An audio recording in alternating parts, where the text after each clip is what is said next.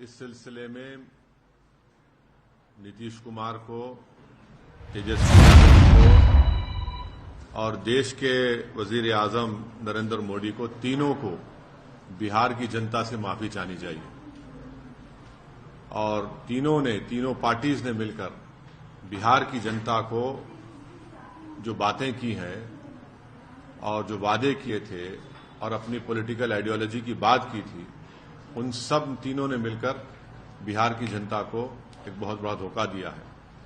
और यकीनन इसमें सबसे बड़ा रोल है नीतीश कुमार का। नीतीश कुमार कल तक हमको गाली देते थे कि ओवैसी बी टीम है।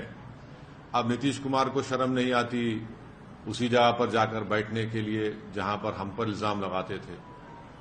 और नीतीश कुमार ने पॉलिटिकल अपॉर्चुनिज्म कहना तो अंडरस्टेटमेंट होगा, उन्होंने हर चीज का रिकॉर्ड तोड़ दिया है और कोई उनकी बात का न एतबार है न भरोसा है। मैं शुरू से कह रहा था कि नीतीश कुमार फिर से बीजेपी में जाएंगे, मगर लोग हमारी बात पर यकीन नहीं कर रहे थे।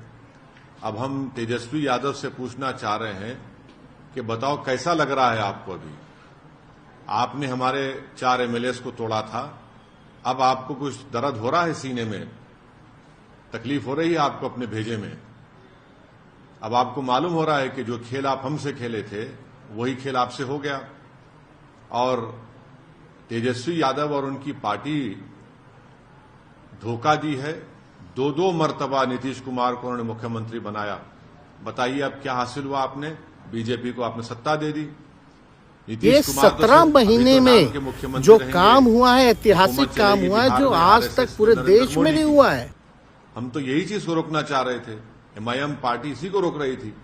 और जब हमारे सीमांचल की जनता ने एमआईएम के 5 विधायक को कामयाब किया, तो हमने तो जब उनके स्पीकर के इलेक्शन में तायद की थी गठबंधन के।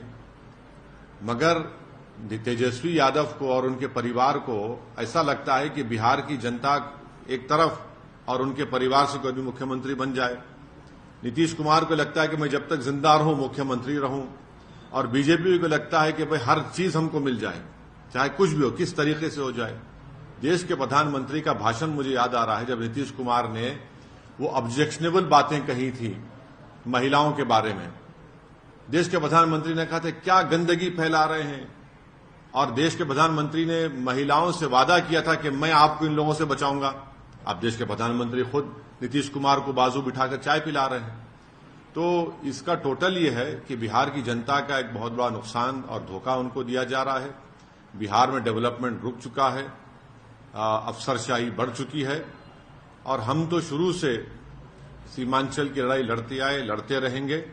और इससे जनता को फिर से मालूम हो गया कि एमआईएम और ओवैसी जो बात कह रहा था कि सेकुलरिज्म, पॉलिटिकल सेकुलरिज्म सिर्फ इस्तेमाल किया जाता है भारत के मुसलमानों को धोखा देने के लिए, और अब की बार फिर से धोखा दिया गया है बिहार के मुसलमानों को सिर्फ सत्ता में आकर बैठने के लिए। मैं उम्मीद करता हूं कि न सिर्फ बिहार बल्कि पूरे देश के जो अल्पसंख्यक समाज, मुसलमान और जो हमारे सेकुलर जहन रखने वाले हिंदू, ओबीसी और दलित भाई हैं, वो देखेंगे इन चीजों को कि कैसे सेकुलरिज्म के नाम पर चुनाव में तो वोट लिया जाता है और उसके बाद फिर आपके वोट को ले जाकर आरएसएस और मोदी के झोली में रख दिया जाता है। तो उम्मीद करते हैं कि वो इससे एक इसका नोट लेंगे और उन पार्टीज का साथ देंगे जो आपकी पॉलिटिकल लीडरशिप को डेवलप करना चाहती है।